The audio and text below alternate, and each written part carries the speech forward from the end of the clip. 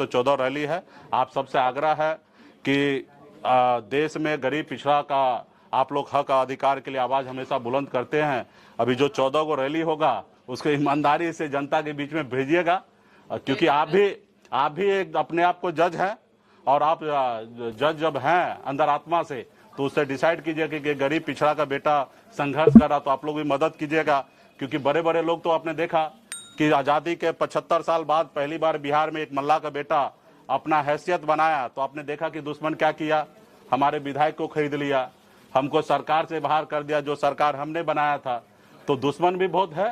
खैर वो अपना काम करे, हम अपना काम करेंगे। रैली के बाद महारैली भी होगी क्या वीआईपी की?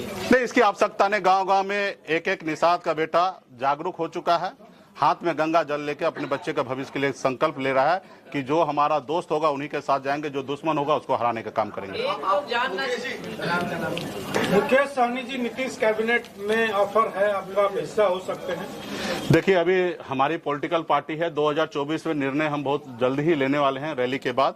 अभी कुछ भी बोलना सही नहीं होगा, अभी हम अपने रैली में लगे हुए हैं। देश की जनता जानना चाह रही है कि मुकेश सहनी जो है वो भारत में रहेंगे कि इंडिया में रहेंगे, पसंद क्या है, ये लोग जानना चाह रहे हैं। देखिए, अभी हम अपने काम में लगे हैं, इसका भी जवाब बहुत जल्दी हम आप लोगों को रैली समाप्त होने के बाद हम आप लोगों को दे देंगे। अभी रैली में हम लोग बिजी हैं, हम अपने पार्टी के सभी लोगों से मिलेंगे, देश का सिचुएशन समझेंगे, देश में गरीब युवा सबके बारे में सोचकर निर्णय लेंगे। जो भी निर्णय लेंगे उसमें बिहार का भी हित होगा, हमारा देश का हित होगा, निषाद समाज का हित होगा, ये सब सोच समझ के लेंगे। अभी तो हम दूसरे काम में लगे हैं और वो काम पूरा हो जाएगा तो निश्चित तौर पे। आपने राम का यहाँ पे राम की तस्वीर लगी हुई है, लेकिन जो बिहार सरकार है वो छुट्टियों में कटौती कर दी है, हिंदुओं की छुट्टी में, लेकिन जो अदर संप्रदाय के पर्व है उनमें बढ़ोतरी की गई है। खास करके रामनवमी का भी छुट्टी कैंसिल।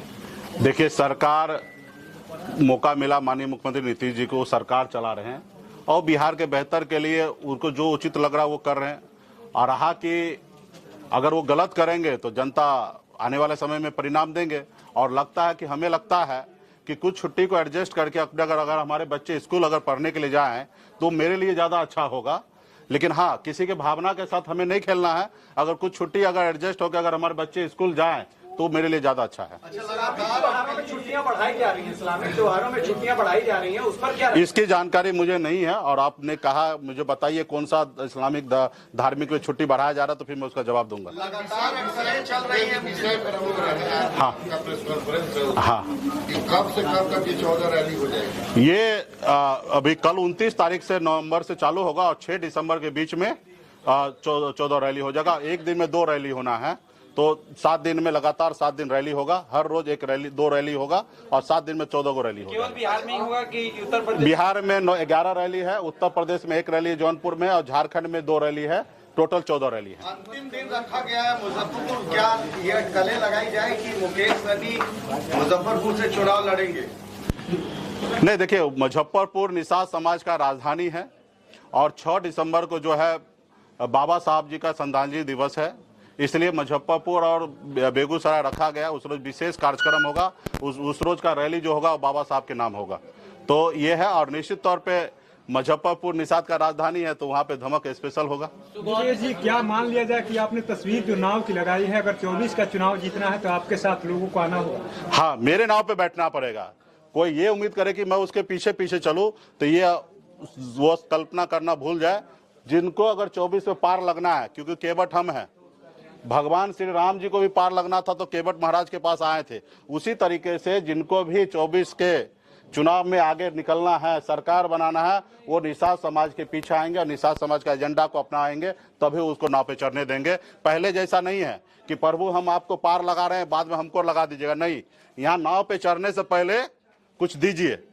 उस पार जाना है तो आरक्षण लागू कीजिए।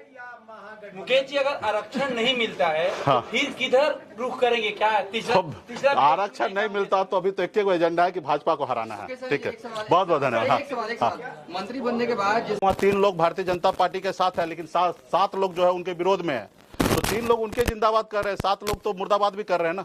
एक ही लोग नरेंद्र मोदी जिंदाबाद भी कर रहे हैं और मुकेश सहनी भी जिंदाबाद भी कर रहे हैं। आपको नहीं लगता कि अगर आप बीजेपी के साथ नहीं गए तो वोटों का कन्वर्ट करवाना? अभी जो कुछ लोगों के पास अपना भावना भी है, उस भावना को हम कदर करते हैं। जब समय आएगा तो वो किसी एक ही नाव पे चढ़ेंगे, दो नाव पे सवारी नहीं करेंगे। उस समय में उनके अंदर आत्मा को देखना है कि अपने बच्चे के भविष्य के साथ जाना है या हवाई में जाना है। नीतीश जी ने ऑफर किया है कैबिनेट में शामिल होने के लिए, तो भाई ये सब तो होंगे कि नहीं? देखिए, आप सभी को बहुत बहुत धन्यवाद। नीतीश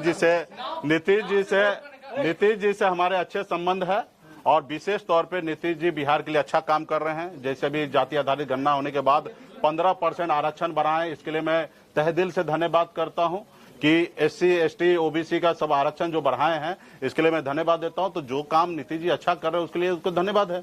अच्छा, आखिरी सवाल, आपने कहा कि नाव से आप पार लगा देंगे, आपकी पार्टी पार लगाएगी, आपके नाव से पार होगी। हाँ। तो नाव से पार कराने के कितने सिक्के लेंगे? सीट नहीं चाहिए, आरक्षण चाहिए पहले।